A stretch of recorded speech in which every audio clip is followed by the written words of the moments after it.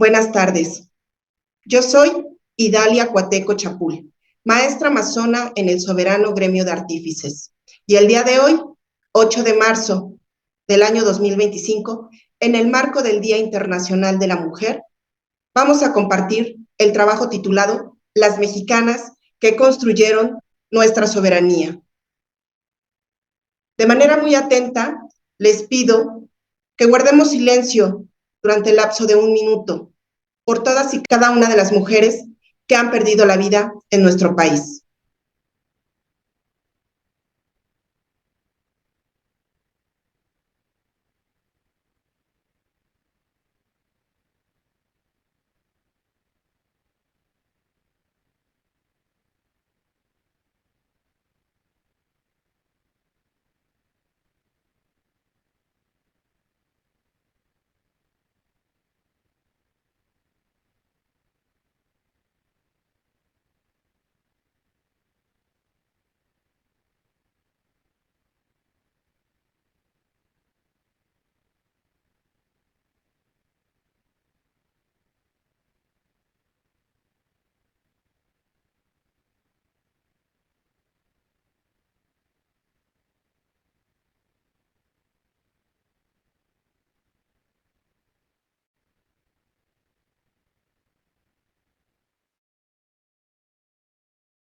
Las mexicanas que construyeron nuestra soberanía se va a desarrollar bajo la siguiente agenda.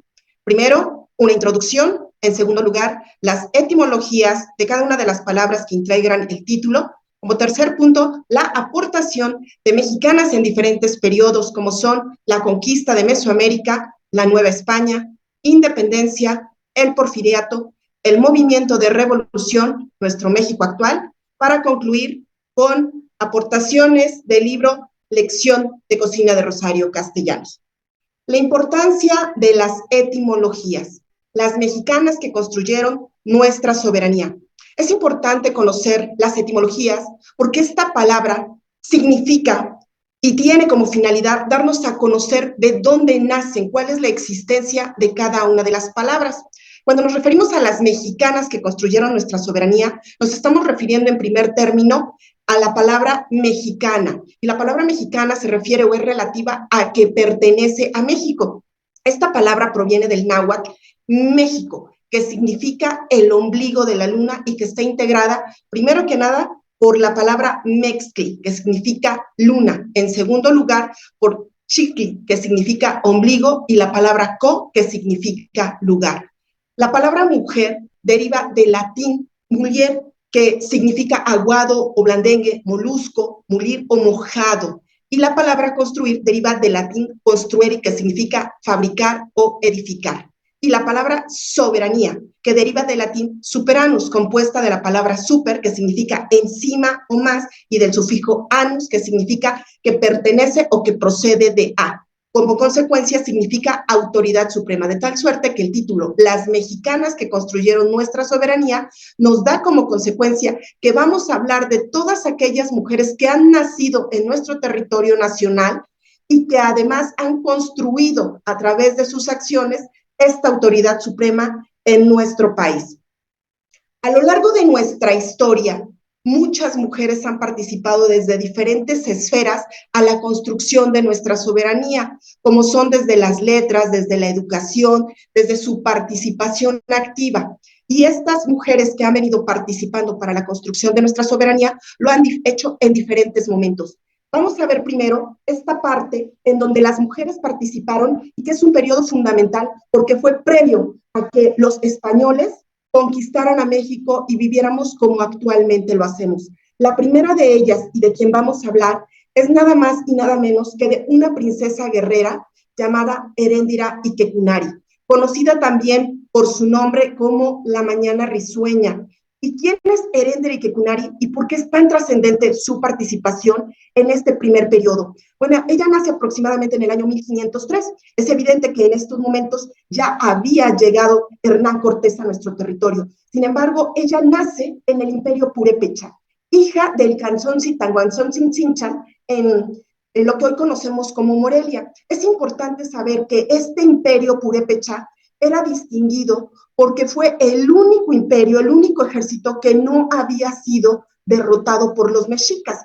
Entonces, esta gran mujer, Heréndira Quipunari, nace en la cuna de este imperio, de tal suerte que cuando ella nace, tiene acceso a una educación de élite. Sabía evidentemente de diplomacia, sabía de geografía. El lugar en el que ella nace, que es muy cerca del lago de Pátzcuaro, le permite también conocer de lo que significa y la manera de pescar y también las temporalidades más apropiadas para pescar, pero también la forma en la que se van desarrollando cada una de las actividades económicas de su pueblo. Ahora bien, a la llegada de los españoles, Hernán Cortés tiene conocimiento de que además del imperio mexica, hay otro imperio que es propietario de grandes recursos naturales. Luego entonces mandan una comisión a Tzintzuntzán, que en ese momento era la capital del imperio Tarasco, del imperio mexica, y ya había escuchado este canzoncín, que habían llegado los españoles. Entonces, desafortunadamente, Tanganzón Cincha no era conocido como el gobernante que más amara a su pueblo, de tal suerte que él ya sabía que iban a llegar los españoles y realiza una comitiva con todos y cada uno de los miembros de su consejo. Heréndira se da cuenta de esta situación y de alguna manera se infiltra y obviamente escucha que lo que está esperando este Canzoncín es hacer una recepción a los españoles. Evidentemente ella, conocedora de este regalo y esta joya que tiene su pueblo y que ha venido trabajando y que además de todo, pues obviamente lo han defendido en contra de, en el caso de los imperios mexicas, pues se ve obligada a resistir y obviamente a mencionar que ella no está de acuerdo en que les hagan este recibimiento a los españoles. Entonces, se da cuenta que la forma en la que ella puede hacer es empezar a ir persona por persona de su imperio a decirles que ella no está de acuerdo en que se haga esta recepción. Sin embargo, a la llegada de los españoles, ellos no llegan solos. Llega un ejército sumamente grande, pero además llegan acompañados de parte del ejército de los mexicas, pero también de los tlaxcaltecas, y como consecuencia se da una barbarie, porque muchísimos de purépechas mueren. Se da cuenta de esta situación Heréndira y habla con uno de los altos mandos de su ejército, en donde le dice precisamente a uno de estos mandos que siempre quiso casarse con ella, que peleara con ella, que pusieran resistencia, porque era importante que defendieran sus tierras y que defendieran todo el legado que sus ancestros ya les habían dejado. Entonces, este guerrero en su momento dice que sí, que va a pelear, y viene una segunda batalla. Desafortunadamente en esta batalla de nueva cuenta son derrotados y muchísimos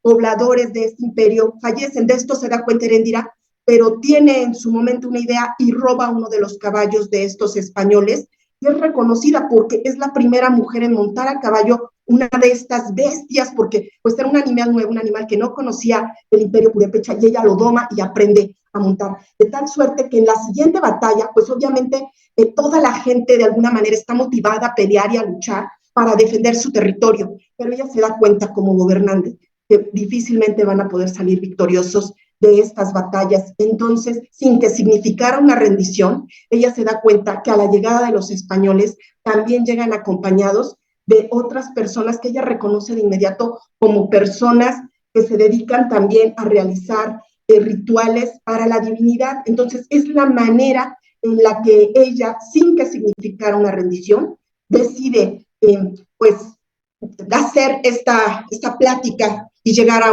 un acuerdo con los españoles, pero resistió precisamente esta conquista, porque incluso Hernán Cortés, sabedor de esta resistencia que había, pues mandó a uno de sus principales titulares de su ejército, que era nada más y nada menos que Cristóbal de Olid, y que pues fue quien se dio cuenta de esta valentía y de esta resistencia de Heréndira y Quipunari.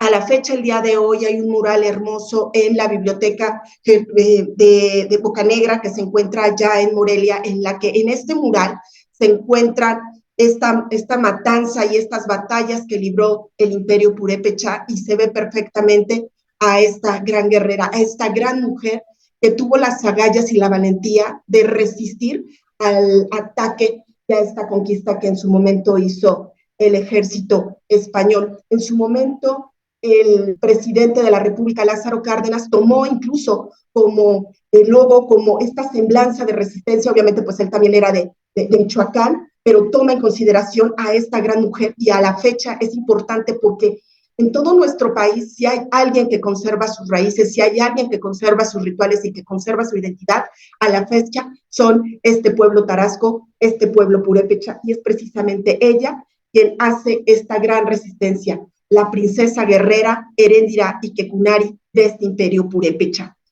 Continuamos ahora con otra gran mujer también en esta misma temporalidad, que es conocida como Tecuichpo y Cayazonchi, que posteriormente es conocida como Doña Isabel Moctezuma. Pero ¿quién fue Tecuichpo? ¿Quién fue Doña Isabel Moctezuma? Ella nace también en la cuna del último imperio mexica, nace alrededor del año 1509-1510. Es considerada ella como la hija favorita del último güey Tlatoani, que es Moctezuma II. En el caso de este emperador mexica, tuvo bastantes hijos, tuvo una descendencia con la finalidad de perpetuar su linaje, pero dentro de sus hijas favoritas tenemos precisamente a Tecuichpo, quien era heredera de todo este gran imperio. Es importante mencionar que la educación a la que tuvo acceso Tecuichpo fue sumamente importante porque dentro de la educación que ella tenía, además de la geografía, del comercio, de la diplomacia, porque evidentemente estaban en conflicto con otros imperios, con otros pueblos, antes de la llegada de los españoles, pero también tenían lazos de comercio y tenían otro tipo de interacción con otros pueblos, de tal suerte que ella también era políglota, no nada más hablaba náhuatl, se dice que también hablaba mixteco, que hablaba zapoteco y que evidentemente tenía este conocimiento de la diplomacia entre pueblos. Y estaba destinada obviamente a heredar todo el imperio mexica, porque su padre, Moctezuma, era el gobernante de este imperio, que es nada más y nada menos que el titular de la Triple Alianza. ¿Qué es la Triple Alianza? Esta Triple Alianza es el imperio que estaba conformado por México, por Tenochtitlan, por Texcoco y por Tlacotalpan, y que es un imperio sumamente grande, tanto en extensión territorial, pero que también es conocido, obviamente, por tener a los mejores guerreros. A la llegada de los españoles, previamente ella, con la finalidad también de perpetuar su linaje, porque pues obviamente el estudio que ella tenía y la preparación que ella tenía era para heredar posteriormente a todo su linaje. Surge aquí una institución que hasta la fecha es de suma importancia, que es el matrimonio entre pares, entre iguales, de tal forma que su padre, Moctezuma, ya había dado el matrimonio desde muy pequeña a Tecuichpa, en primer lugar con Cuitláhuac, que era hermano de su padre, y que a la muerte de este posteriormente contrajo matrimonio con Cuauhtémoc, que fue el último tlatoani y quien también a la llegada de los españoles fue uno de los máximos guerreros que defendió a su pueblo y que opuso resistencia para entregar sus tierras. Sin embargo, como sabemos, a la llegada de los españoles hubo un gran enfrentamiento y también hubo grandes destrozos inhumanos, porque si ellos se sorprendían de los rituales que se hacían prehispánicos, bueno, pues ellos también realizaban actividades sumamente dolorosas, tal caso que es la quemada de los pies que realizaron al emperador Cuauhtémoc. Pero a la llegada de los españoles, Moctezuma se da cuenta precisamente de que va a ser inminente esta conquista y entonces, sabedor de que esto es lo que va a pasar, de la caída de su imperio, encarga a su hija Tecuichpo con Hernán Cortés, diciéndole que obviamente ella es la heredera legítima de todo lo que implica el territorio mexica. Y debemos recordar entonces que a la llegada de Hernán Cortés, si bien es cierto que ellos eran conquistadores, lo cierto también es que ellos se debían a una corona española, que en su caso estaba representada por la reina Isabel la Católica, y que aun cuando ellos llegaban, pues obviamente rendían este tributo a la corona, de tal forma que el emperador Moctezuma da como encargo a su hija Tecuichpo a Hernán Cortés.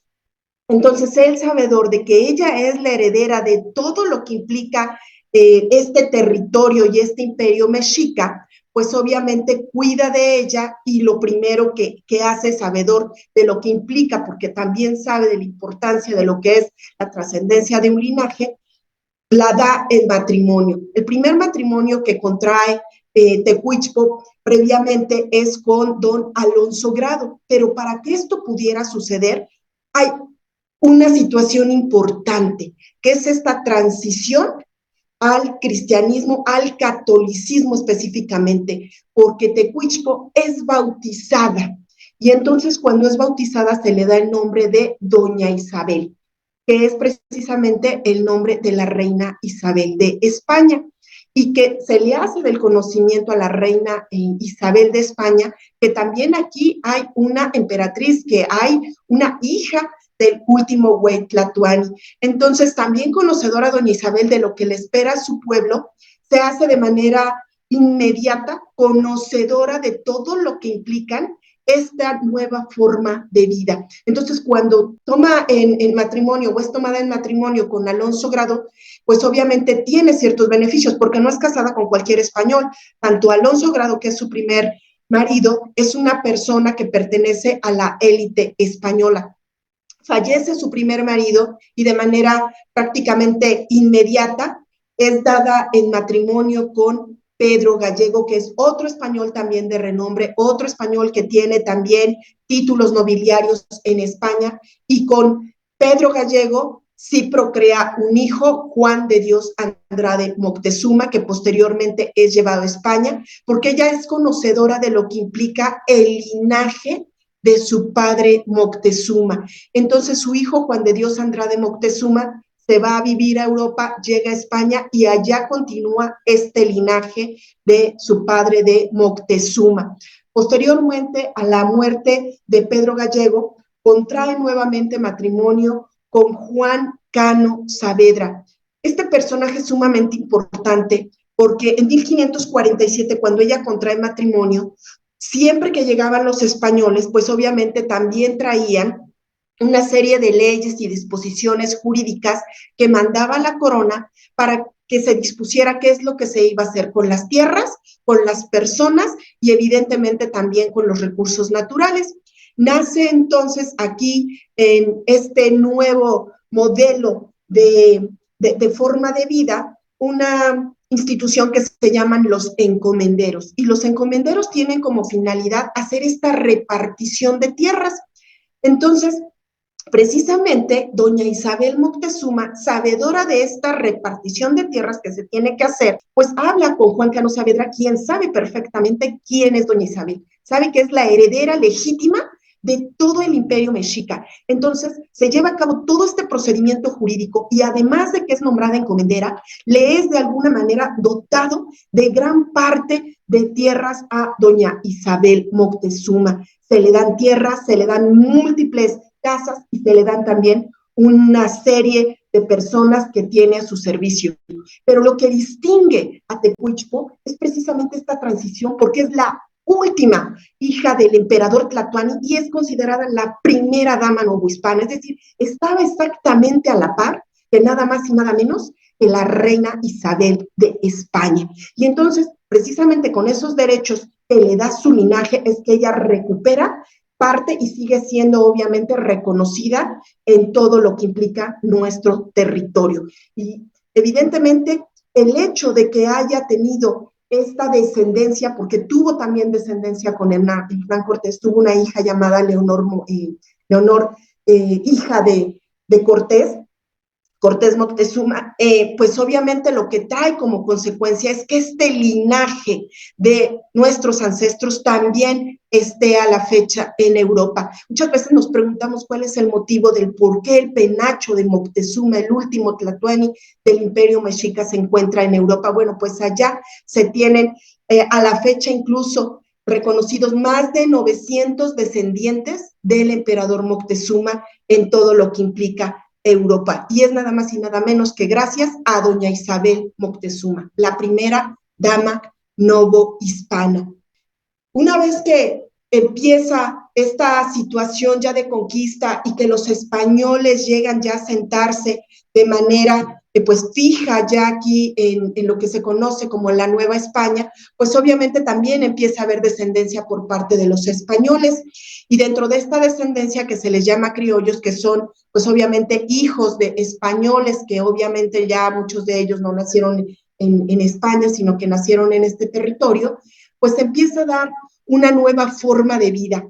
Y en el caso de las mujeres, estábamos destinadas prácticamente a dos instituciones, y la primera de ellas es justamente el matrimonio, y tenías obviamente que tener una dote para poder de alguna manera hacer un convenio con alguna persona que pudiera estar a la altura y poder contraer matrimonio. Y la otra opción que se tenía, pues era dedicarse a la parte religiosa, a la parte de los conventos. Y es precisamente en esta Nueva España, cuando nace y da a luz la señora Isabel Ramírez de Santillana y don Pedro Manuel de Asbaje Vargas Machuca, precisamente a Juana Inés de Asbaje Ramírez y Santillana, conocida como Sor Juana Inés de la Cruz, y quien naciera un 12 de noviembre de 1648 en San Miguel Nepantla, lo que conocemos como Estado de México, y quien fuera hija de las personas que acabo de mencionar.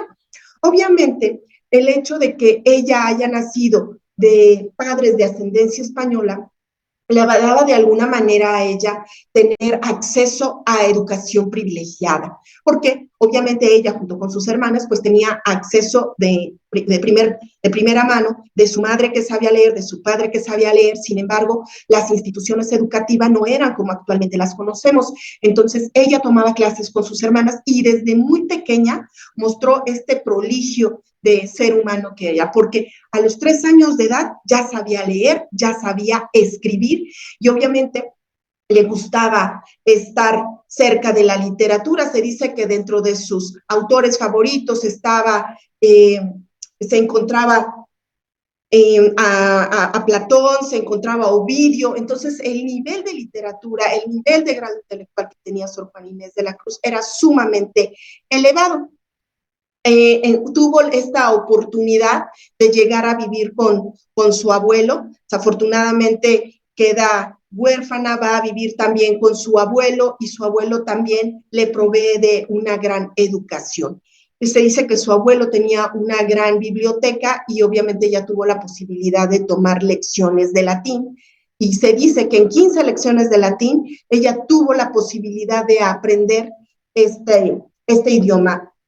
Cuando ella aprende a leer y a escribir en latín, pues obviamente se le abre otro mundo, porque muchísima de la literatura que se tenía venía en latín. Entonces, derivado de esta situación, pues no tardó en que los conocimientos de Juana Inés se hicieran también o se salieran de los muros de su casa, y llegó a ser muy cercana a la virreina. Entonces, derivado a esta cercanía que tenía en ese momento la virreina, llegó a estar muy cercana a su corte, pues obviamente algunas personas dudaban de la capacidad que ella tenía, en primer lugar porque era mujer, y en segundo lugar por su corta edad, de tal suerte que incluso en algún momento llegaron o pretendieron hacerle varios exámenes, de los cuales salió librada de una manera espectacular, dando cuenta de este ingenio que ella tenía. Posteriormente, cuando platica con su abuelo, pues ella tiene estas dos opciones: o contraer matrimonio o ir al convento. Pero ir al convento no era nada sencillo, porque tenía que contar con una dote, y es su abuelo precisamente quien la apoya. En un primer momento, pues llega al convento de las Carmelitas, un convento en el que obviamente las actividades son extremas. Ella sale de ese convento y continúa su vida de convento en el convento de las Jerónimas, en donde posteriormente continúa sus estudios, y es su abuelito el que da esta dote para que ella pueda ingresar al convento. En el convento tuvo la fortuna de estar encargada de la biblioteca, y eso para ella era sumamente interesante, porque ya desde antes, desde muy pequeña, ella estaba acostumbrada a leer, ella era autodidacta, y aparte pues se infligía algunos castigos cada vez que ella no aprendía. Tenía una forma muy especial de estudiar, porque incluso desde niña ella sabía que cada vez que no aprendía una lección pues se cortaba el cabello. Sabía que había universidad, pero que pues obviamente su calidad de mujer no era la adecuada para poder acudir a la universidad, tal suerte que estaba en el convento. Sin embargo, esta cercanía a los libros traspasó los muros de este convento, y una de las personas que se dio cuenta de este ingenio y de estos dotes intelectuales que tenía fue precisamente el padre Antonio Núñez de Miranda, quien fuera su confesor. Entonces, como él se da cuenta de esta capacidad didáctica y de esta capacidad intelectual que tiene Sor Juana Inés de la Cruz, pues obviamente de alguna manera la va protegiendo.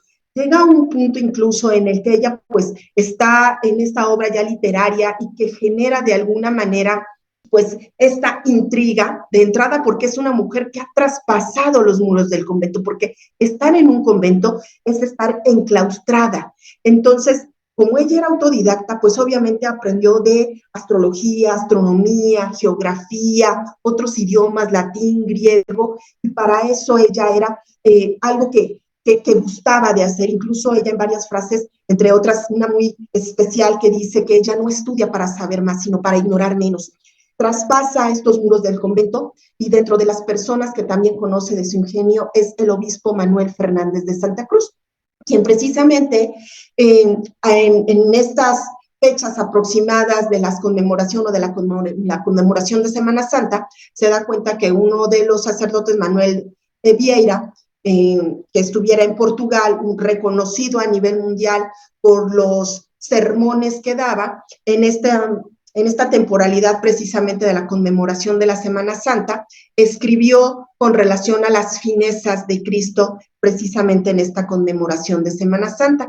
Entonces, le pide a Sor Juana Inés que realice un escrito con relación a este sermón de Manuel Vieira.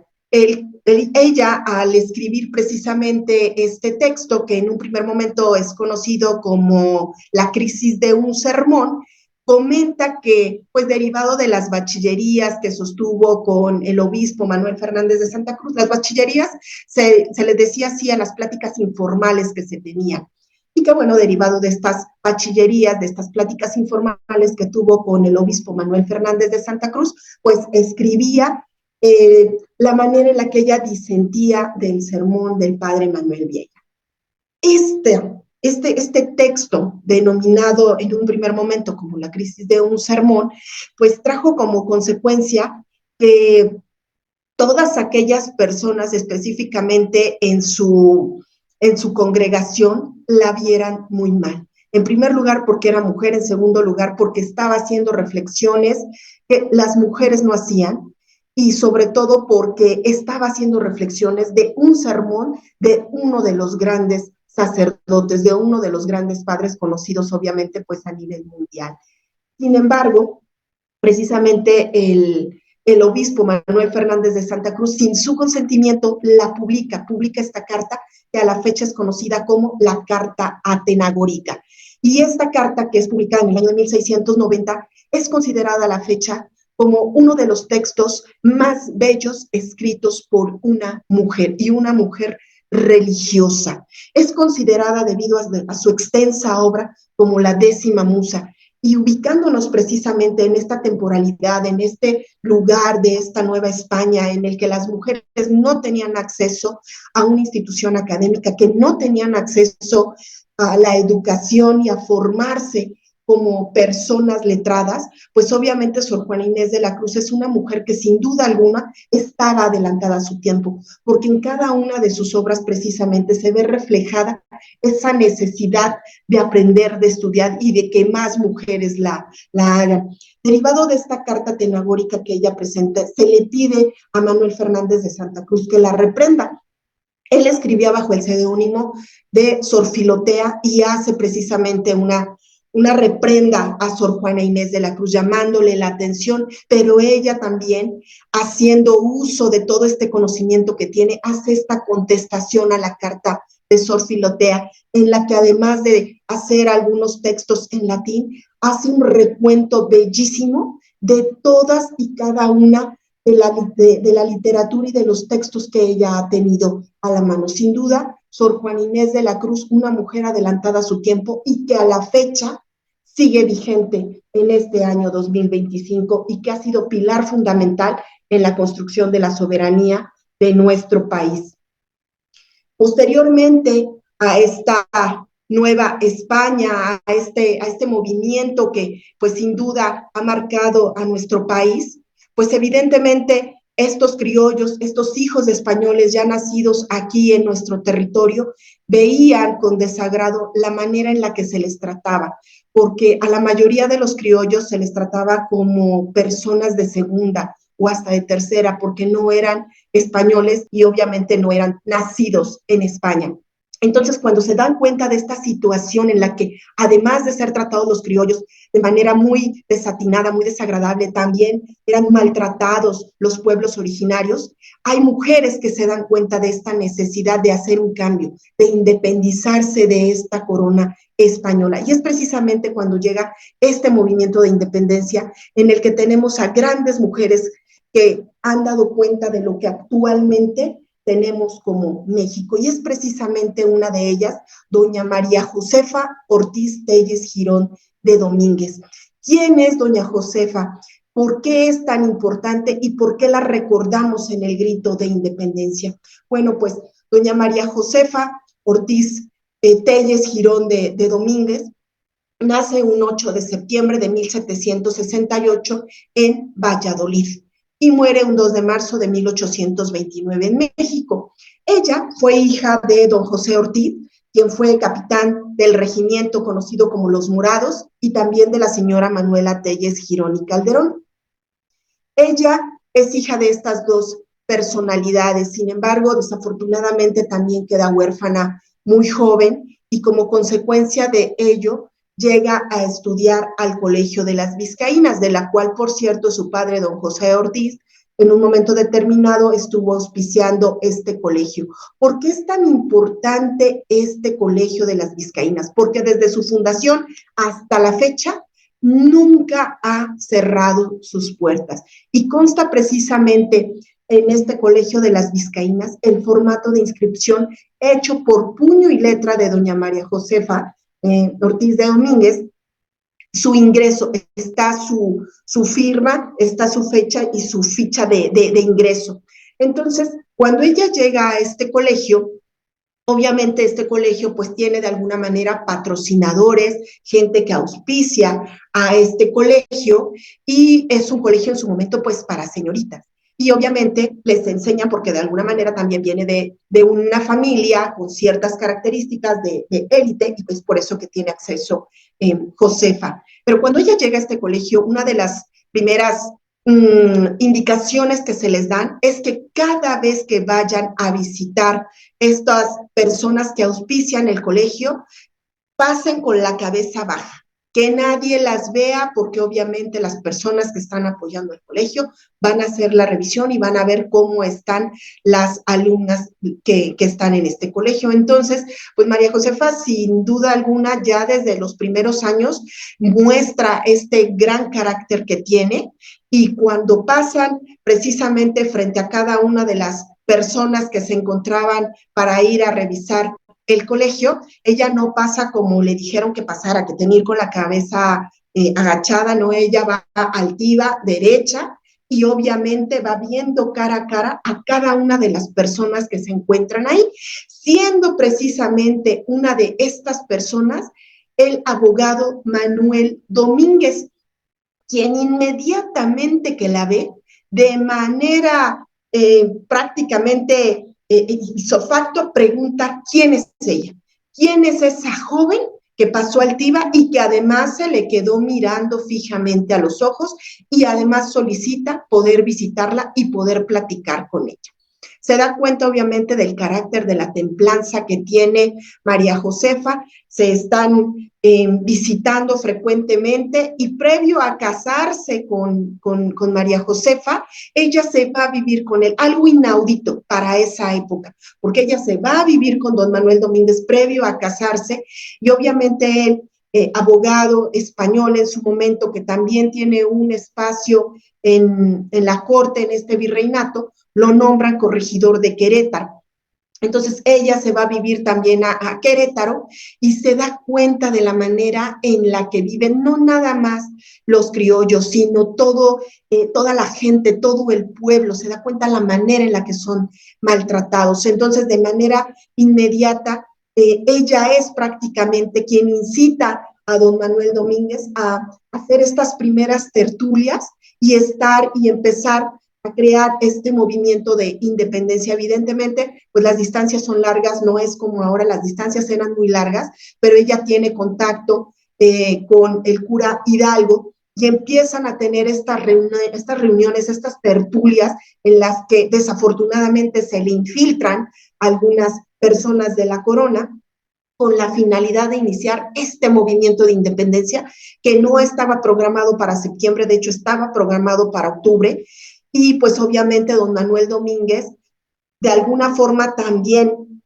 pues invitado por su esposa, porque las reuniones eran ahí mismo. Antes la mayoría de los funcionarios, en este caso, vivían en el lugar en el que desempeñaban sus actividades y ellos vivían ahí, precisamente en el lugar en el que despachaba don Manuel Domínguez como corregidor, de ahí precisamente que se le conozca a ella como la corregidora, pero obviamente quien desempeñaba el cargo de corregidor era don Manuel Domínguez. Entonces, ella al hacer estas tertulias, pues obviamente y desafortunadamente hubo un infiltrado. Cuando se da esta infiltración, pues obviamente lo primero que pasa es que quieren aprender a doña Josefa y también a don Manuel Domínguez, porque saben que de alguna manera ella es la persona que está incitando a su esposo a participar en este movimiento de independencia. Entonces, sabedor de que van a aprender a su esposa, la encierra en una de las recámaras.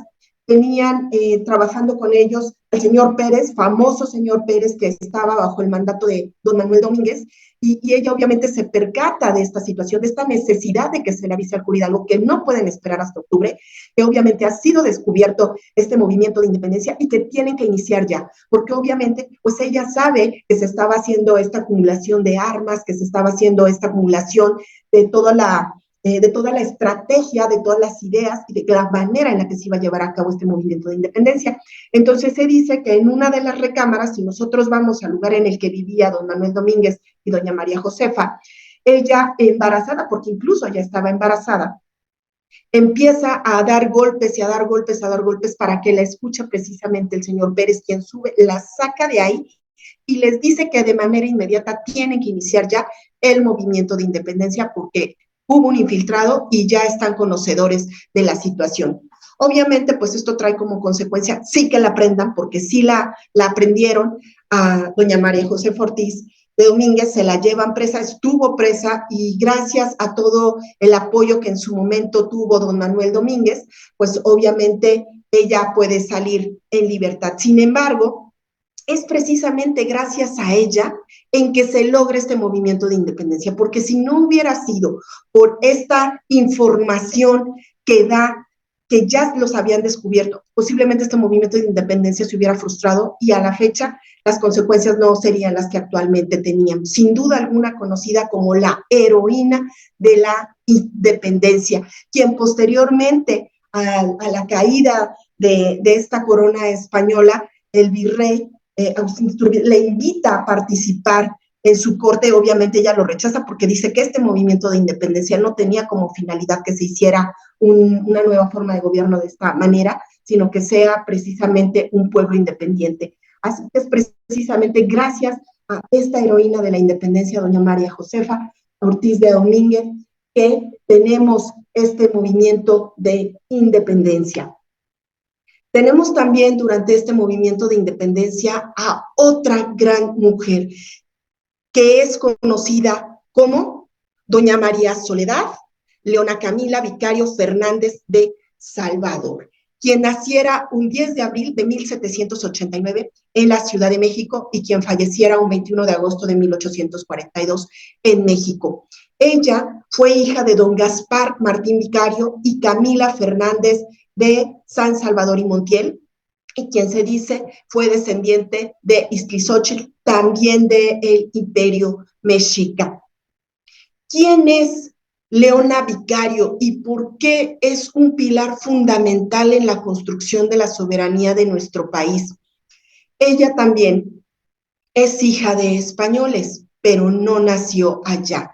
Ella nace también aquí en el territorio y se da cuenta de la manera en la que es conducido este sistema político, la forma en la que se trata a todas las personas, que se trata como gente, ciudadanos de segunda, de tercera, los criollos, y que se diga de los indios conocidos como tal en ese momento. Se da cuenta de esta situación y obviamente tiene también cierta educación privilegiada, porque al ser hija obviamente y descendiente de españoles, pues tiene acceso a educación, sabe obviamente literatura, escribe, sabe también de geografía, sabe de física, sabe de botánica, sabe de biología, y esta forma de ver la vida pues es completamente diferente de ella para todos los demás. Entonces, sus padres desafortunadamente también perecen y queda a cargo de su tío en un primer momento, que es don Agustín Pomposo Fernández de San Salvador, y quien obviamente en esos tiempos para su sobrina también contraiga matrimonio y precisamente pacta un matrimonio con Octavio Obregón y Gómez, pero la corona española lo manda llamar, entonces pues eso trae como consecuencia que rompan este compromiso de matrimonio, y precisamente en el despacho de su tío está un joven abogado que tiene también esta manera de ver la vida en lo que está pasando con toda la gente, la manera en la que le están maltratando, y es nada más que Andrés Quintana Roo, con quien hace precisamente esta congenia con los pensamientos de Leona Vicario, y que pues obviamente ya no se casó con Octavio Obregón y Gómez, y entonces con quien contrae matrimonio es con Andrés Quintana Roo. Su tío no estaba de acuerdo porque obviamente no tiene este linaje y tampoco tiene el dinero que tenía Octavio Obregón y Gómez, pero ella obviamente coincide con esta forma de pensar, con este pensamiento que se tiene de este movimiento también de independencia. Pero ¿por qué es tan importante? Porque ella participa no nada más activamente en este movimiento de independencia. El hecho de tener a estos padres que tenían un estatus económico, a ella le da también la oportunidad y no lo duda. Ella intelecto y no nada más su casa, pone todos los bienes que ha heredado de sus padres, y que no era una fortuna minúscula, era mayúscula. Tan así es que ella participa en empezar a comprar pólvora. Ella es la que gestiona el tema de toda la armería, de todo el armamento que se va a utilizar, y lo pone a disposición de todo el movimiento de independencia. Incluso derivado de esta situación también es aprendida. Ella forma parte de la Orden de los Guadalupes, que es precisamente esta orden secreta en la que además de todo es acusada de protestante, es acusada de masona, es acusada de estar en contra de la corona, y obviamente como consecuencia de ello pues también es apresada. Está incluso por más de 40 días maltratada, en un momento determinado hasta torturada, pero ella no revela absolutamente nada del movimiento de independencia y no da un solo nombre de ninguna de las personas que está interactuando en este movimiento. Entonces, gracias a esta participación es que se da el movimiento de independencia, porque ella pone al servicio de este movimiento, repito, no solo su inteligencia, no solo la estrategia, sino todo lo que implica monetariamente hablando. Ella en su momento estuvo presa en el convento de Belén, y a la fecha en el Congreso de la Unión de aquí de nuestro país, su nombre está escrito en letras de oro y es reconocida como la mujer fuerte, la dulcísima madre de la patria, porque gracias a ella, a su intervención, a su dote y a su inteligencia, es que se pudo dar este movimiento de independencia, y posteriormente siguió escribiendo, siguió estudiando. Una vez que termina este movimiento de independencia, ella se da cuenta que sus bienes eran tantos que también se los habían embargado. Inicia un juicio y en su momento gana ese juicio y se condena al Estado mexicano a que se le pague, pero no había dinero para pagarle, de tal forma que lo que le dan pues es una hacienda en la que precisamente fallece un 21 de agosto de 1842, y es sin duda una de las grandes mujeres que ha construido la soberanía de nuestro país. Tenemos posteriormente a otras grandes mujeres que en diferentes temporalidades también han participado de una forma activa.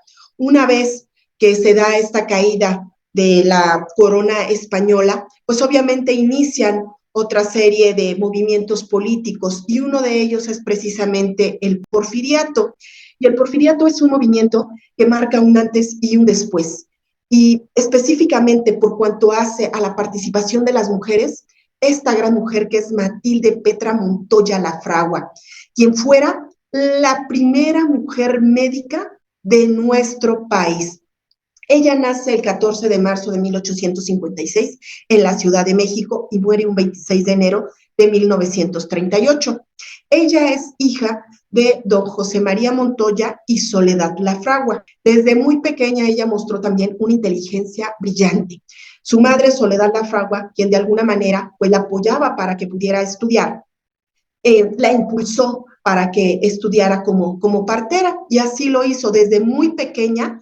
Ella estudió para partera, ayudó a muchísimas mujeres a traer a muchísimos niños a este mundo y conocía perfectamente la manera en la que se desarrollaba todo, todo el desarrollo de un bebé, todo lo que implica la gestión y la gestación de un ser humano, pero también el momento al que llega al mundo. Sin embargo, tenía una limitante. Ella no podía ser médico porque no podía ingresar a la universidad. Y aun cuando tenía el conocimiento de todo lo que implicaba la anatomía femenina, ella no tenía esta posibilidad, de tal suerte que habla con su mamá, su padre también, José María Montoya, en un momento determinado. Bueno, pues su mamá es quien la apoya para que ella pueda acudir a la universidad. En ese momento era conocida como la Escuela Nacional de Medicina, no como hoy la conocemos como la Universidad Nacional Autónoma de México, la facultad,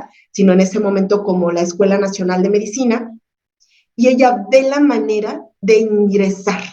Una vez que ingresa, pues obviamente su calidad de mujer, esa condición de ser mujer, trae como consecuencia que muchos de sus compañeros y también muchos de los docentes que estaban en esta Escuela Nacional de Medicina, pues dijeran que ella no tenía ni la capacidad intelectual y tampoco tenía los méritos para estudiar, de tal forma que si ella quería entrar y estar en la universidad, en la Escuela de Medicina, ella tenía que revalidar ciertas materias, como latín, griego y anatomía, las cuales pasó de una manera también extraordinaria. Y eso dio como consecuencia que varios de los docentes y varios compañeros la apoyaran y que se generara algo conocido como el grupo de los Montoyos.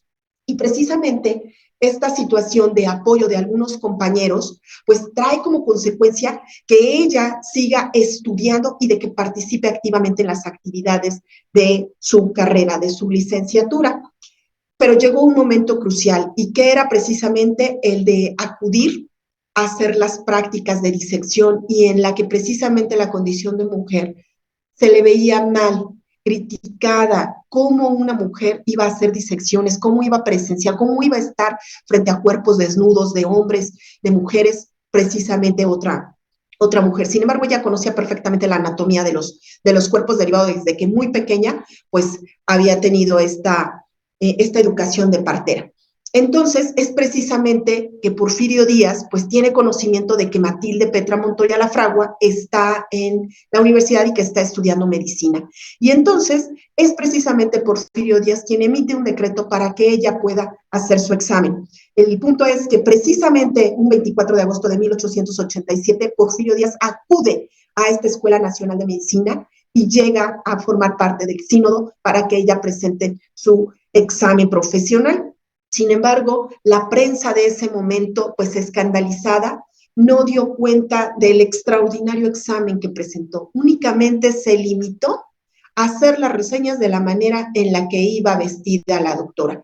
Al día siguiente, que fue la práctica en el hospital, hizo un excelente examen y recibió precisamente su título por parte del presidente Porfirio Díaz. Y es precisamente ella, Matilde Petra Montoya Lafragua, quien es la primera médico mujer en nuestro país. Pasamos ahora a una temporalidad también ya prácticamente en los últimos momentos del porfiriato, en el que suceden también muchísimos acontecimientos, y es precisamente uno de ellos el que trae como consecuencia que el día de hoy hablemos de esta gran mujer, que es Luz González Cosío de López. ¿Quién es esta gran mujer? Obviamente ya había revueltas. El general Porfirio Díaz en su momento había dicho que él esperaba con ansia que el pueblo pudiera participar en unas elecciones y que se diera esta transición. Sin embargo, pues no fue así. Lo cierto es que él en las siguientes elecciones volvía a participar y ya la situación en nuestro país pues era inminente, había muchas revueltas, había muchos conflictos, muchos enfrentamientos y sobre todo en lo que hoy conocemos como Ciudad de México, muchísima gente herida.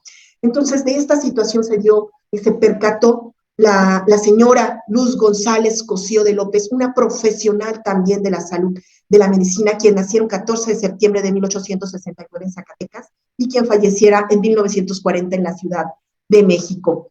Sus padres fueron el general Manuel González de Cosío y Luz Acosta. Ella precisamente, mientras realizaba sus estudios, conoce al doctor Fernando López y Sánchez Román y precisamente se dan cuenta de esta necesidad de tener una institución de salud neutral que apoyara a toda la gente herida. Derivado de estas confrontaciones, de estos enfrentamientos, había muchísima gente herida y ella se percataba de esta necesidad de brindar esta atención médica con independencia del bando en el que estuvieran participando. Entonces, cuando ella habla precisamente con Fernando López y Sánchez Román, quien fuera su esposo, este doctor, ella previamente ya había reunido a un grupo de mujeres también preocupadas por dar esta asistencia en materia de salud y para que se pudiera instituir este grupo y brindar este servicio. Que fuera su participación precisamente en Monterrey, hubo una inundación terrible, muchísima gente salió herida y fue su primer servicio que dieron. Es precisamente en este tiempo en el que Porfirio Díaz emite un decreto para que nazca de manera oficial lo que conocemos como la Cruz Roja. Pero previo a esta institución, la doctora Luz González Cosío de López instituyó otros lugares como el asilo Colón, Gota de Leche y la Asociación de Madres Mexicanas. Y en cada una de estas instituciones brindaban este servicio y esta atención a niños, niñas, adolescentes, madres. Incluso fue precisamente este asilo protector de la primera infancia, la Asociación de Madres Mexicanas, la que proporcionaba este servicio de atención y de salud, pero fue gracias a la iniciativa precisamente de Luz González Cosío de López. Así que cada vez que escuchen una sirena, recuerden este nombre, Luz González Cosío de López. Vamos a pasar ahora precisamente a este movimiento en el que obviamente pues ya el porfiriato estaba en sus últimos momentos y en el que muchísimas mujeres se percataban de la necesidad de participar activamente. Y una de ellas es nada más y nada menos que Juana Belén Gutiérrez de Mendoza. ¿Quién es esta gran mujer? Ella nace el 27 de enero de 1875 en Durango y muere el 13 de julio de 1942 en Tacubaya, México.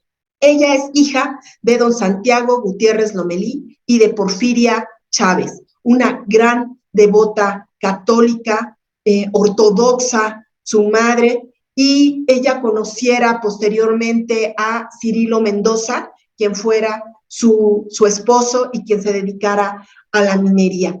Juana Belén Gutiérrez de Mendoza es una mujer sumamente importante en la construcción, es un pilar fundamental en esta soberanía de la que hoy damos cuenta en nuestro territorio. Juana Belén Gutiérrez de Mendoza se da cuenta precisamente de esta necesidad que tienen las mujeres de participar, no nada más en actividades cotidianas, sino también en actividades políticas, porque ya los enfrentamientos que se tienen, obviamente en nuestro país, traen como consecuencia no nada más enfrentamientos y confrontaciones bélicos, sino también la violación de muchos derechos a los niños, a las madres trabajadoras que no tenían acceso a la educación, pero sí la necesidad de llevar el pan a su casa. Su esposo Cirilo Mendoza, quien se dedicara precisamente a la minería, trabaja arduamente para poder llevar también el sustento a su familia. Y precisamente durante la época del porfiriato hubo un auge tanto en medios de transporte, en el ferrocarril, pero también en la minería. Obviamente había metales que tenían como finalidad el poderse exportar y a través del ferrocarril pues se hacía este traslado. Entonces, al norte del país, en estas minas, pues había mucha gente que buscaba una oportunidad para salir adelante y entre ellos precisamente la familia de Juana Belén Gutiérrez de Mendoza.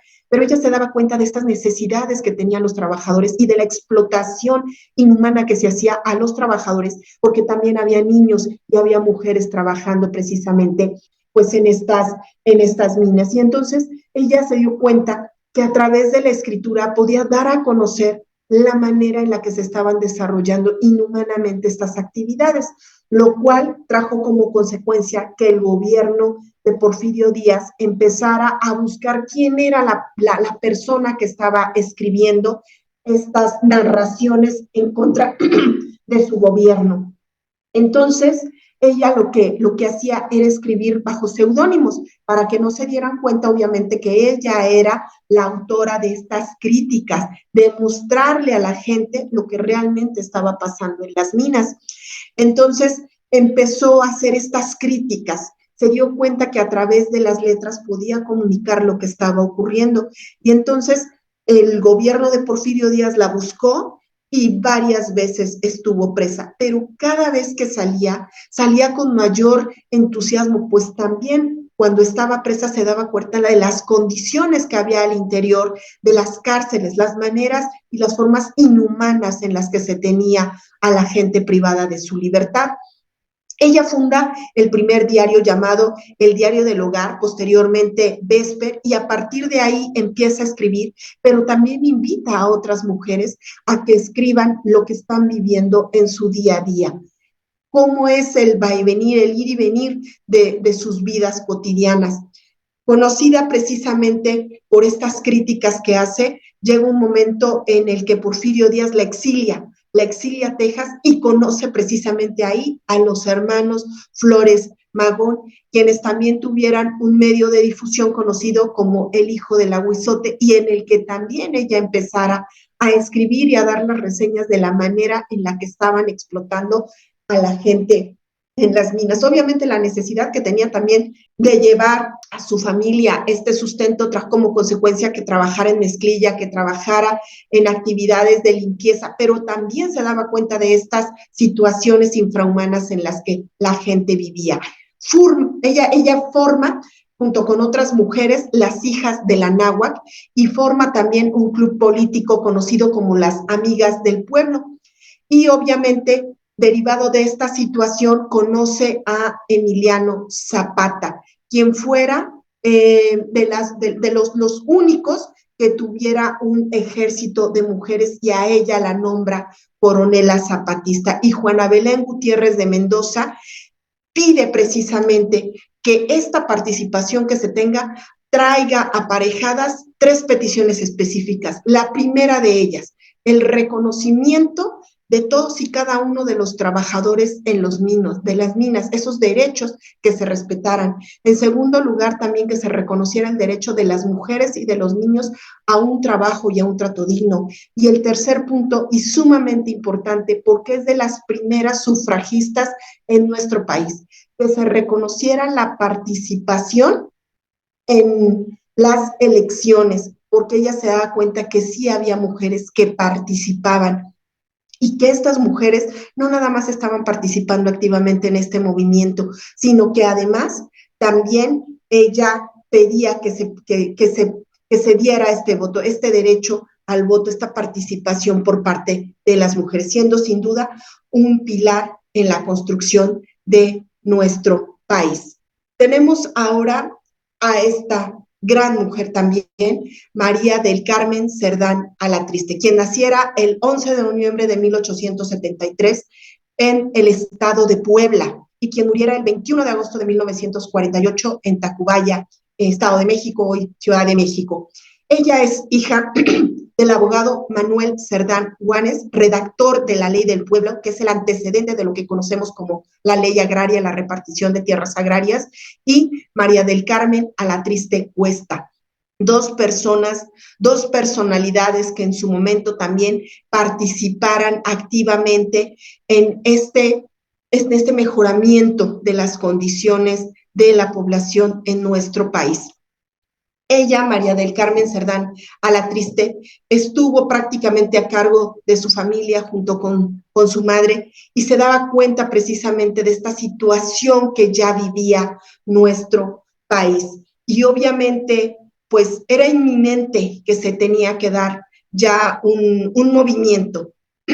Y este movimiento precisamente venía de este grupo de insurgentes antirrelacionistas que ya no estaban dispuestos a vivir en este porfiriato.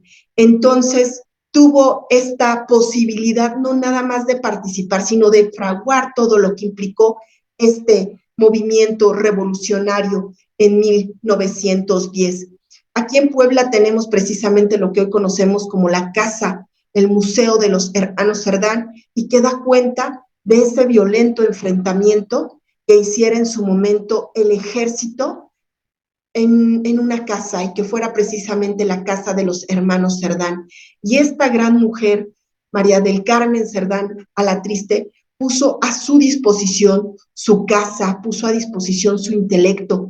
Ella en su momento hizo todo el planteamiento para poder hacer y recabar todas las armas necesarias. Obviamente también, como siempre, pues hubo gente que se dio cuenta de esta participación y señalaron precisamente a ella y a su familia como personas que estaban participando en este movimiento precisamente aquí en Puebla. Entonces, es precisamente ella quien de manera directa y de manera activa tuvo este enfrentamiento con el ejército que había mandado en su momento este movimiento que tuvo como consecuencia y que obviamente el general Porfirio Díaz sabía que ya estaba en este declive y que tenía que haber este movimiento. En su momento tuvo una entrevista con Carranza, con quien habló de esta nueva forma que iba a surgir con posterioridad después de este movimiento. Y si hay alguien que participó y a quien le debemos este movimiento revolucionario es precisamente a María del Carmen Cerdán Alatriste, gran poblana. Seguimos avanzando entonces y ahora vamos a hablar de esta gran mujer, sufragistas, quienes ya se habían percatado no nada más de las condiciones en las que vivía el pueblo, la gente, sino también de la participación activa que las mujeres tenían en la vida política de nuestro país. Y es precisamente Raquel Cicero, quien naciera en 1882 en Mérida, Yucatán, y quien muriera el 14 de marzo de 1949. Ella es hija de Juan Pastor Cid y Francisca Cicero. ¿Quién fue esta gran mujer? Bueno, ella obtuvo el título normalista en el año de 1898 y de ahí precisamente nace esta necesidad de participar. Se da cuenta que las maestras, que las normalistas hacen un gran movimiento, no nada más educativo, sino también político. Y entonces es precisamente cuando nace esta participación de que las mujeres activamente formen parte y ocupen estos cargos y estos puestos de toma de decisiones para la vida política de nuestro país. Es en 1916 que participa en el primer Congreso Feminista de México y en 1992 forma esta Liga Feminista. Y es precisamente que esta liga se forma con una finalidad, que se reconozca y que se acepte la participación electoral de cada una de las mujeres.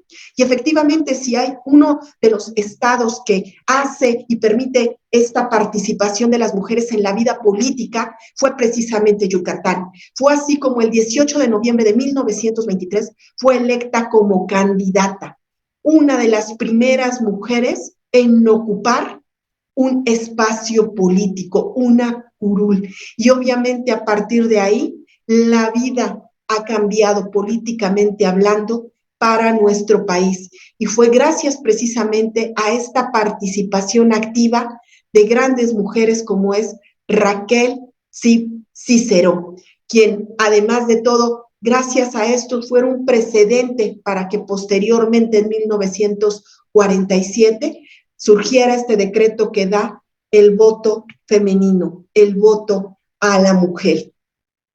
Sigamos avanzando precisamente en este recorrido de estas grandes mujeres que han construido la soberanía de nuestro país. Y es precisamente desde otra trinchera que otra gran mujer de nombre Dolores Martínez de Anda, conocida como Lola Álvarez Bravo, quien también sea un pilar de nuestro territorio, de nuestro país, de nuestra soberanía.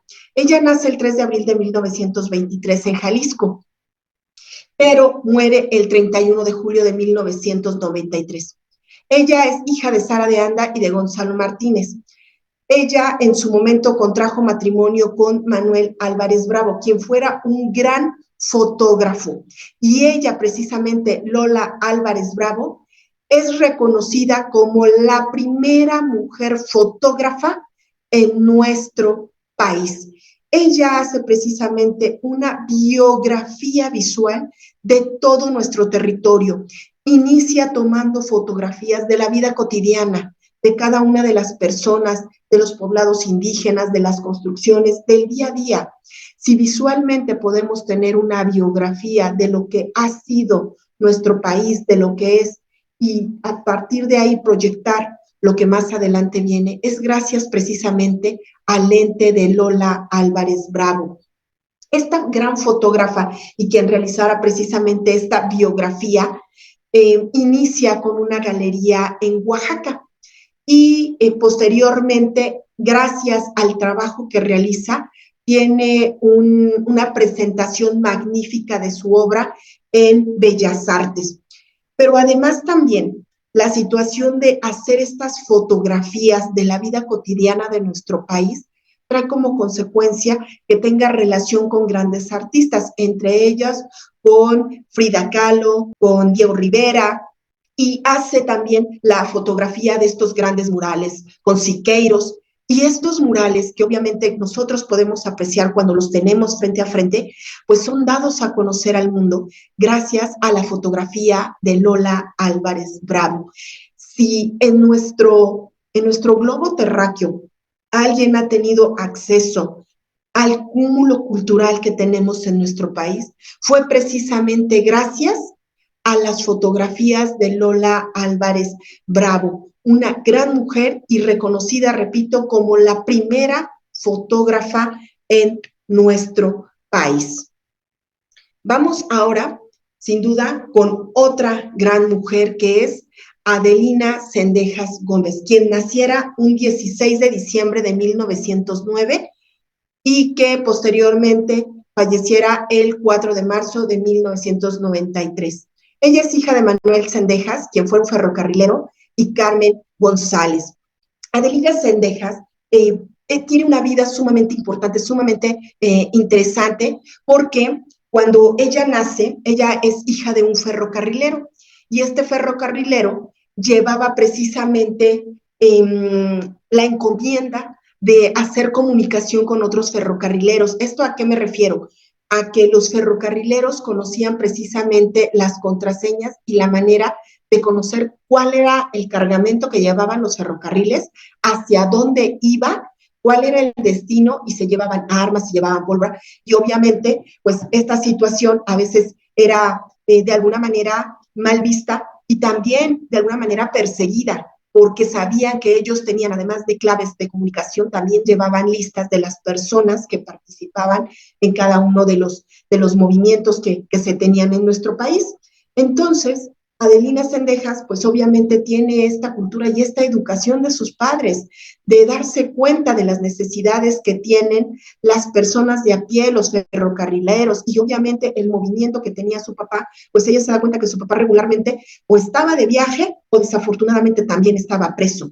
Entonces ella cuando iba a ver a su papá, pues iba a ver a su papá desafortunadamente a veces a las cárceles. Incluso cuenta precisamente la historia que en alguna ocasión pues se le permite ir a ver a su padre porque saben que ya lo van a fusilar.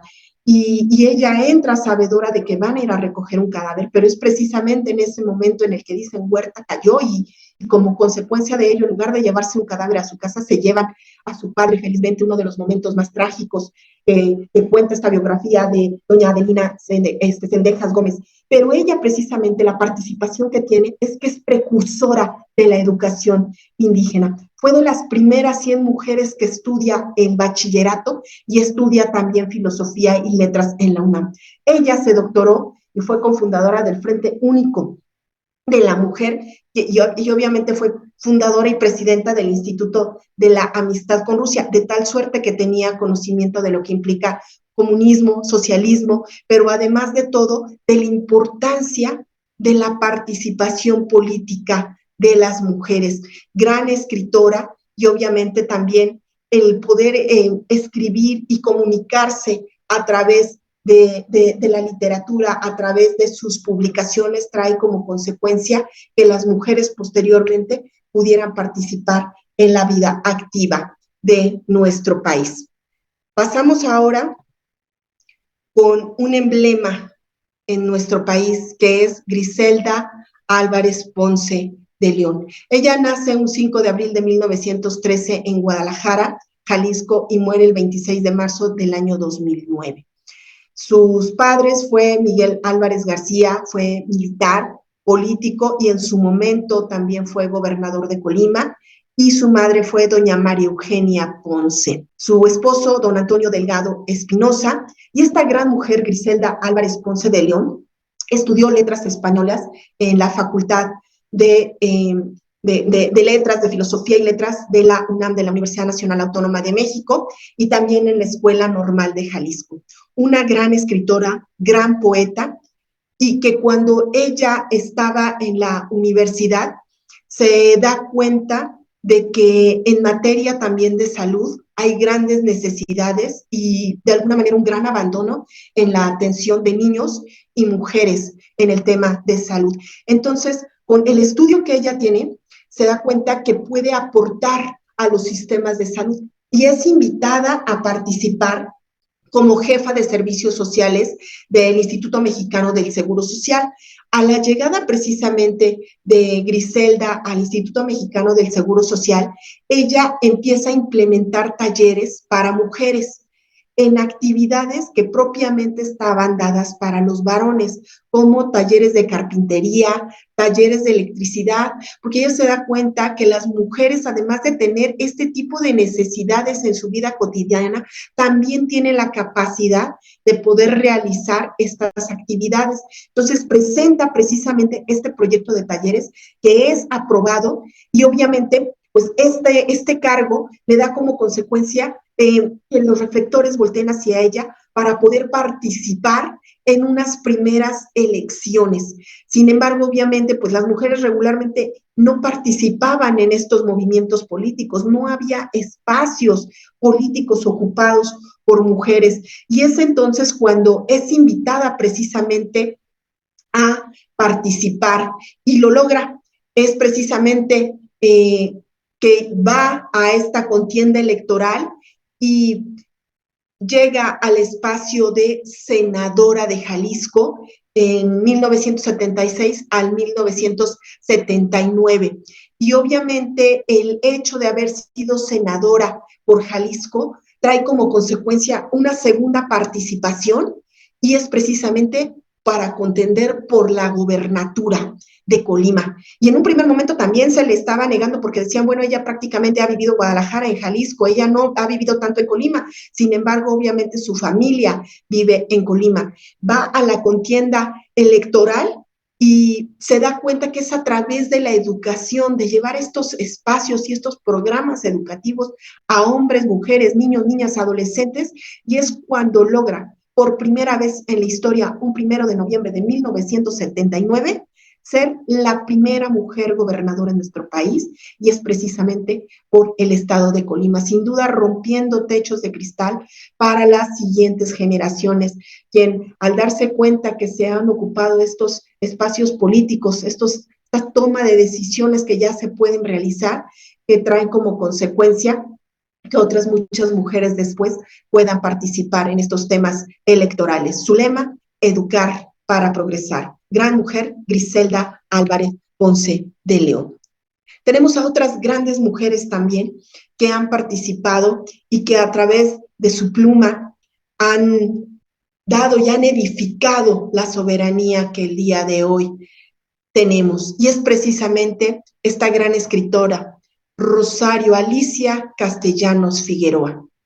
Esta gran mujer, esta gran escritora conocida a nivel mundial, nace el 25 de mayo de 1925 en la Ciudad de México y muere el 17 de agosto de 1974, hija de César Castellanos y Adriana Figueroa, y quien fuera su esposo, Ricardo Guerra, escritor y filósofo. Esta gran mujer crece, nace en Chiapas, y es precisamente ahí en Chiapas en la que se da cuenta y se percata de dos condiciones de gran vulnerabilidad. La primera de ellas, ser mujer, y la segunda de ellas, ser indígena. Y cuando se unen estas dos situaciones, ser mujer y ser indígena, se da una doble vulnerabilidad. Mujer indígena. Si bien ella vivía en una hacienda en Chiapas, su servidumbre pues eran originarios de Chiapas, y es ahí en donde ella se da cuenta y se percata de las maneras en las que estas personas, estos pueblos son humillados y son maltratados. Ella es testigo de esta discriminación indígena y también de la desigualdad de la mujer. Entonces, tiene esta cercanía y esta conexión, no nada más con los pueblos indígenas, sino con la vulnerabilidad de las mujeres, de su condición de mujer. En 1941, ella ingresa a la Universidad Nacional Autónoma de México, ingresa a la Facultad de Filosofía y Letras, y en 1950 obtiene una beca para estudiar en España. Gran obra ha dado la doctora Rosario Alicia Castellanos Figueroa, porque en su obra, un sinnúmero de libros que ha escrito esta gran mujer, nos da cuenta precisamente de que a través de sus letras, a través de esta conexión que tiene con los pueblos indígenas y precisamente con las mujeres, conoció de cerca el movimiento del ZLN, se percata de esta situación y pareciera que como una especie de biografía, escribe un gran libro que se llama Balún Canam, y que está escrito de una manera en la que pareciera que es esta niña la protagonista de este libro, que es precisamente ella, al darse cuenta de esta distancia tan extrema entre una niña que trabaja, que vive en una hacienda, pero de una manera distinta, y la niñez indígena en Chiapas. Es considerada incluso la maestra Rosario Alicia Castellanos Figueroa como la literata más importante del siglo XX. Este libro, Balún Canán, nos transporta precisamente a esta selva lacandona y a la manera en la que son vistas las mujeres, pero también al mismo tiempo, gracias a su pluma, a esta reivindicación que se le debe de dar a nuestro género. Sin duda, una de las grandes mujeres que a través de su pluma ha dado a conocer en todo este globo terráqueo la importancia y la delicadeza y la fuerza con la que una mujer puede escribir. Tenemos nosotros también, desde esta misma trinchera de las letras, a otra gran mujer, y que si bien en un primer momento nació en París, en Francia, ella es naturalizada mexicana y como ella misma lo dice, yo soy mexicana. Es nada más y nada menos que Elizabeth Luis Amelie Paula Dolores Poniatowska Amor, conocida como Elena Poniatowska. ¿Quién es Elena Poniatowska? Bueno, pues ella nace el 19 de mayo de 1932 en París, Francia. Ella es hija de Joseph Emrop Ceperry Poniatowska y de María de los Dolores Amor. Dice ella que su madre, cuando hablaba precisamente de su nombre, María de los Dolores Amor, hacía referencia precisamente a esta conexión que se tenía con el dolor y con el amor. Ella es precisamente sobrina de Lupita de Pita Amor, gran también poeta, gran literata. Pero es precisamente Elena Poniatowska quien nos da cuenta de los cimientos que se pueden forjar en un país. Ella está casada con Guillermo Haro Barraza, un astrofísico que incluso trabajó aquí en el estado de Puebla, en el INAOE, y quien hiciera grandes estudios en estos temas astrofísicos en los observatorios. ¿Quién es Elena Poniatowska y por qué es reconocida como uno de los pilares en nuestro país?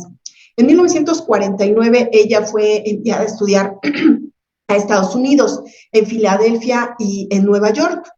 Estando allá se dio cuenta de esta posibilidad de escribir no nada más en el idioma español, obviamente también en francés, porque lo escribe perfecto, pero se da cuenta también de esta posibilidad de que a través de la comunicación pueda transmitir lo que ella ve en su día a día. Entonces, al regresar a México, pues obviamente su familia tiene contacto con grandes personalidades, ya que, pues derivada de esta Segunda Guerra Mundial, su familia llega a México y tienen estas relaciones con muchísima gente, entre estas personas, pues el embajador de Estados Unidos.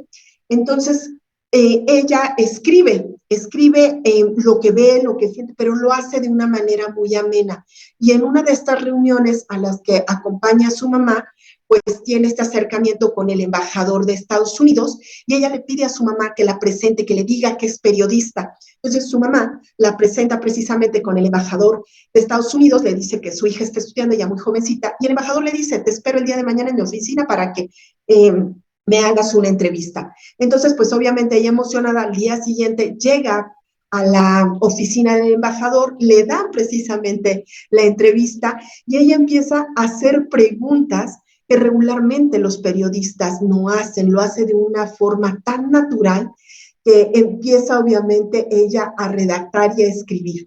Llega obviamente a Excelsior y dice, pues yo voy a trabajar con ustedes y aquí traigo mi primer artículo, que es nada más y nada menos que la entrevista con el embajador de Estados Unidos y le dicen, perfecto, te esperamos mañana con tu siguiente artículo.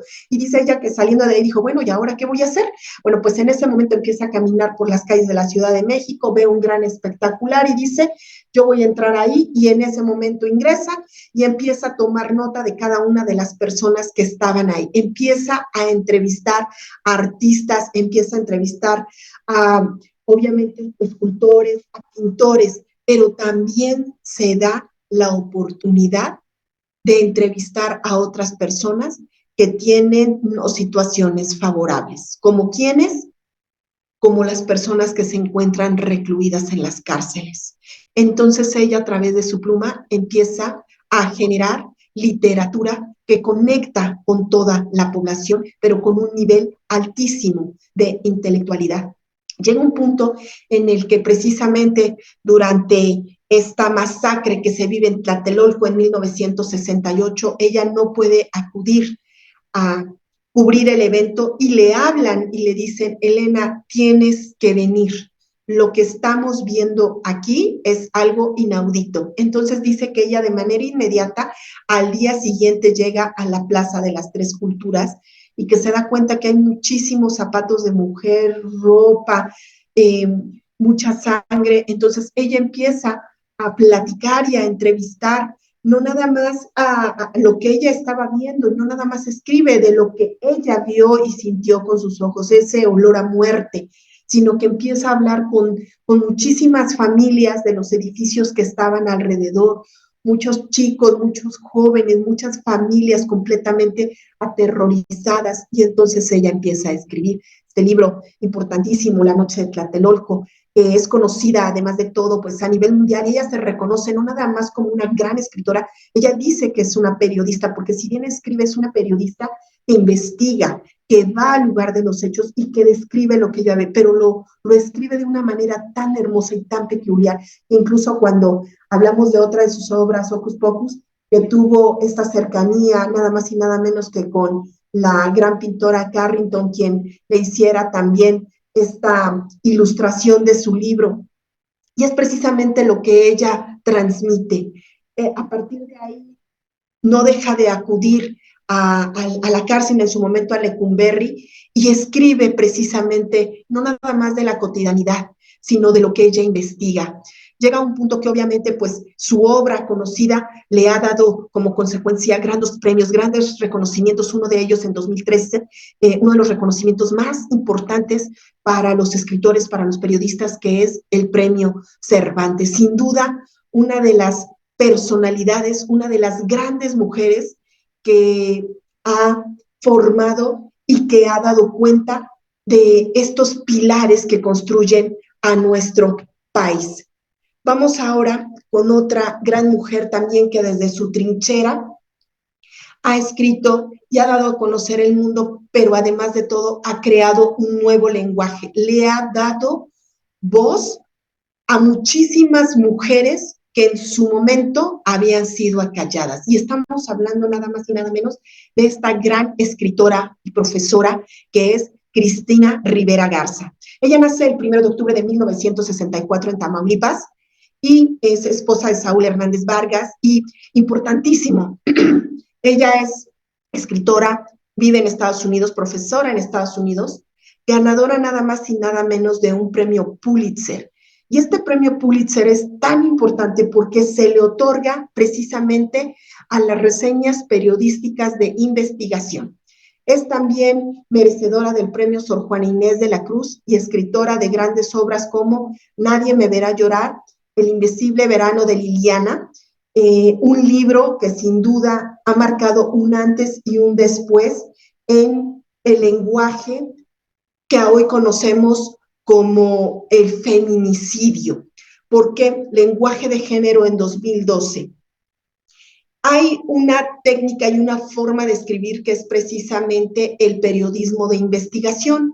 Y es precisamente la doctora Cristina Rivera Garza quien realizó una investigación y que tiene que ver con la muerte, el feminicidio de su hermana Liliana. Y es precisamente el título de su libro, El invisible verano de Liliana. Resulta ser que precisamente en los años 90 su hermana es víctima de un feminicidio, pero el término feminicidio no estaba considerado en ninguna codificación, es decir, no existía el término como tal feminicidio y en su momento el fallecimiento de su hermana fue tratado como un crimen pasional. Entonces, ella lo que hizo como periodista fue hacer una investigación de archivo y esto se dio cuenta precisamente de la necesidad de hacerlo, no nada más como una catarsis. Ella cuando escribe en sus obras refiere que los lectores son personas listas. Una persona, un escritor escribe, debe de generar en el lector esas ganas de querer seguir leyendo, de no saber qué es lo que va a pasar.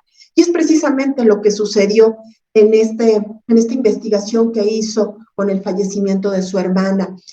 Tuvo la posibilidad de estar cercana a la fiscal especializada en su momento del feminicidio de su hermana y de hacer precisamente esta investigación y ver el retardo, el letargo con el que se integraban en ese momento las averiguaciones previas, hoy carpetas de investigación. Cuando ella precisamente se da cuenta de que son muchísimos los trámites que se tienen que realizar y la investigación que se tiene que realizar, bueno, pues ella como escritora y como periodista empieza a hacer esta investigación en el archivo, pero tanto en el archivo institucional, ¿sí? Hace todo un recuento de cómo se va haciendo la integración en ese momento de las averiguaciones previas, de las entrevistas, de las inspecciones que se van realizando. Tiene esta posibilidad de hacer la investigación en lo que antes era la Procuraduría, actualmente Fiscalía, y posteriormente llega a ser la investigación del archivo de su hermana. Sumamente doloroso, pero también objetivo, es decir, hacer el recuento y ver con los ojos de su hermana a través de su archivo, de sus cartas, de lo que escribía, de lo que decía, de su ropa. Entonces hace una investigación extraordinaria. Y precisamente de toda esta investigación es que nace un nuevo lenguaje de género. Es que con posterioridad se incluye este lenguaje de género en las codificaciones, en los códigos penales de cada una de las entidades federativas de nuestro país. Y si el día de hoy tenemos este lenguaje de género, es precisamente gracias a esta gran mujer.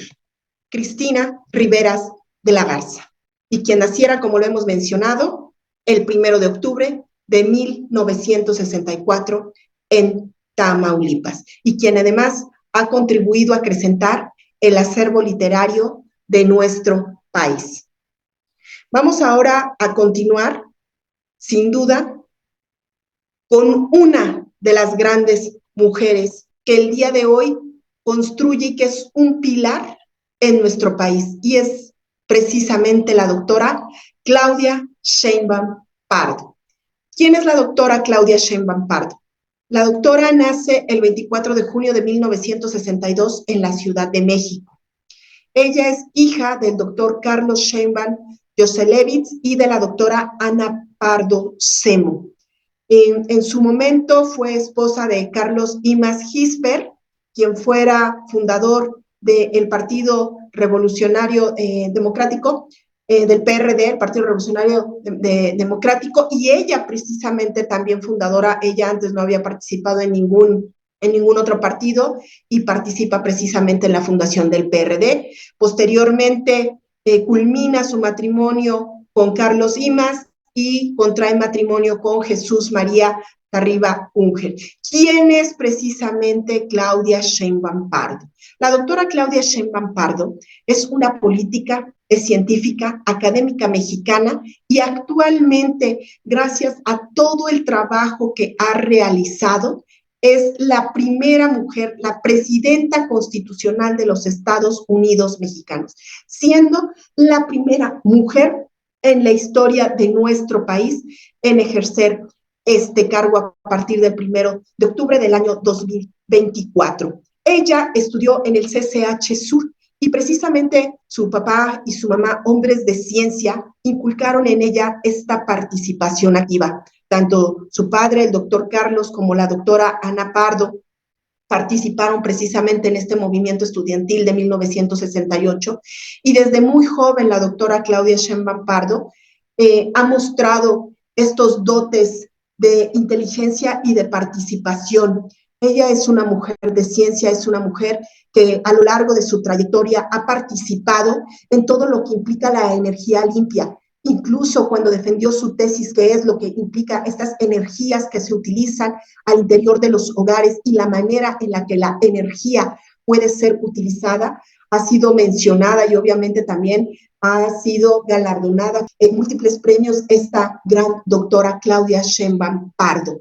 Es precisamente ella quien, a partir de estas primeras participaciones políticas que tuvo en un primer momento en la Semarnat, posteriormente fue a una contienda electoral como jefa de gobierno, y es precisamente estos espacios en los que, gracias a todo el trabajo que ha venido realizando, hoy se ocupa este cargo. Sin duda, una mujer de ciencia, una mujer que ha participado en la Academia Mexicana y que el día de hoy a nivel mundial es reconocida como una de las mujeres más influyentes, no solamente por ocupar el espacio como primera mujer presidenta de los Estados Unidos mexicanos, sino por toda la trayectoria que conlleva ser una mujer de ciencia en un espacio público. Y ella es precisamente la doctora Claudia Sheinbaum Pardo.